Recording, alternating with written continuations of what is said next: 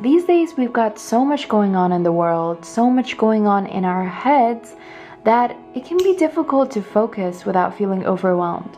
So I want to share with you my biggest secret to how I've stayed productive and organized over the past 3 years. All you need is a blank notebook, a pen, and a ruler. That's it. Because we're going to make our own bullet journal. My name is Malika, and as an artist and overthinker, I've been doing this since 2020, and it's become such an important part of my life. So I decided it's about time I share it.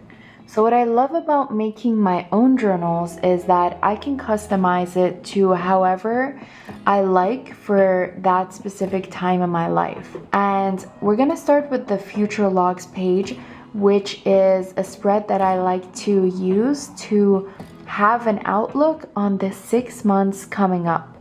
And here you would put whatever major deadlines or events that are coming up. And it's great because you can keep coming back to it and put in dates or tasks that are gonna come up in the future months but are not necessarily something you're focusing on right now.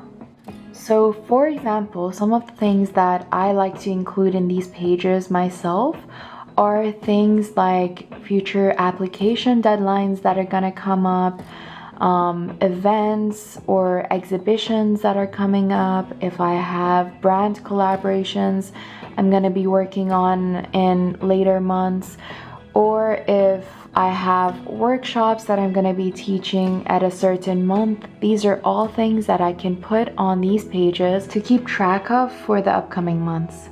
Something else that I like to include in these pages is what we're gonna call side quests. So we have a small section for each of the months, and in here we're going to include things like smaller tasks that are more measurable and you want to accomplish each month, and you'll write these down as you go. So these can be things like exercising for a certain number of hours, or making a certain number of paintings, or posting for a certain number of times, and you're going to tick these off as you go. I like to also have tick boxes for the major deadlines and events coming up, but of course that's up to you. So the next page we're going to do is the monthly spread, and this is another essential page for me, because this is where we're going to keep track of everything that's happening this month. And here you're going to jot down everything like meetings that you have with people, or if you're meeting up with a friend, if there's events that you might be going to, a concert, if you have certain deadlines that you want to set for yourself, all the little things will come under here. It helps so much to visually be able to see when everything is happening, and that way you can prioritize things based on what's coming up first. The monthly spread is probably the page that I use the most and go back to the most often, because this just gives me an idea of everything that's going on that is not in the too distant future, but also gives me a more overall view. And as I said, because we're making our own journals, we can make it focused on whatever matters to us most right now, or what we want to put our focus on most.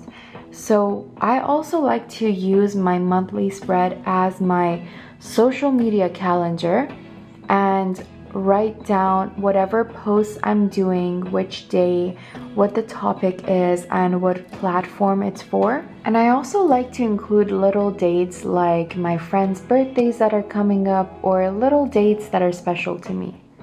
After doing the layout for my monthly calendar, it's really important to me to always have a to-do list on the side, as well as a section for practices.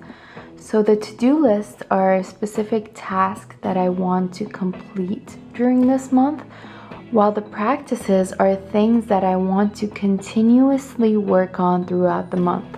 To give you some ideas, some of the practices that I like to include in this section are things like exercising every day, reading twice a week, posting consistently, drawing or painting daily, journaling often, and going out more.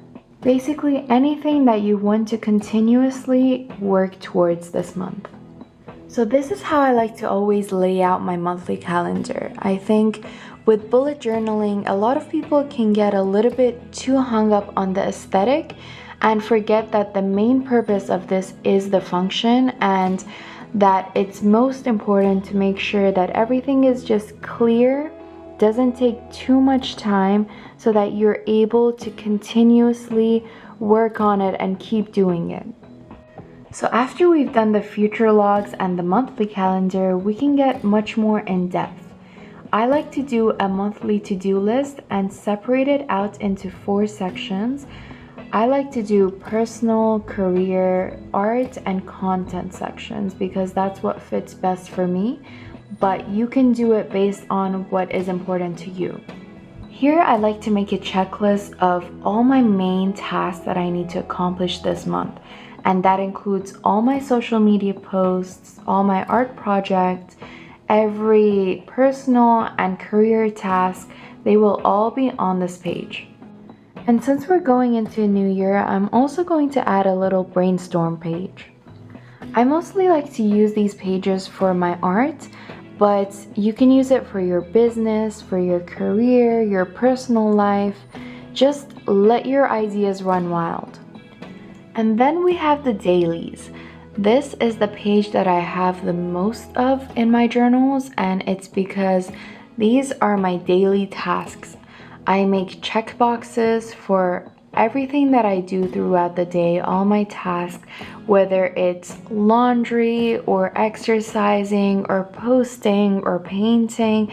Every daily task goes in here as I'm going throughout the day. I usually like to write these down either the night before or early in the morning before I start my day. And it really gets me motivated to actually go about the day and do the tasks. The satisfaction that ticking all your tasks as you're going about your day gives you is unmatched. For the dailies, I don't separate these out into different pages. I continue to go down the page with each day until the page is filled up, based on how many tasks I've had each day.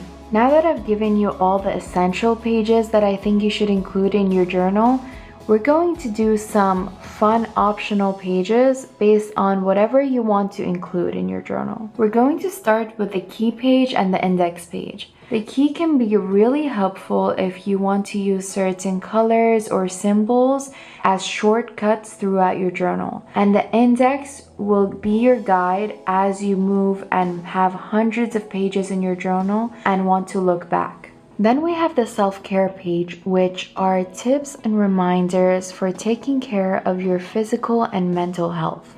Remember that taking care of your health is more important than any other part of this. After that, I have my playlist page, which is filled with songs that throughout the years have stuck with me or have been part of special moments that I want to continue remembering. And then I have an art progress tracker, courses to complete, books to read, movies and TV shows, and of course a little vision board page with inspiration for the year ahead. That being said, I also always do reflection pages at the end of every year, which I think are really important. In my reflection pages, I like to look back on things that I've done well in the past year, things that I want to improve, things that I want to let go of, and things that I am truly grateful for.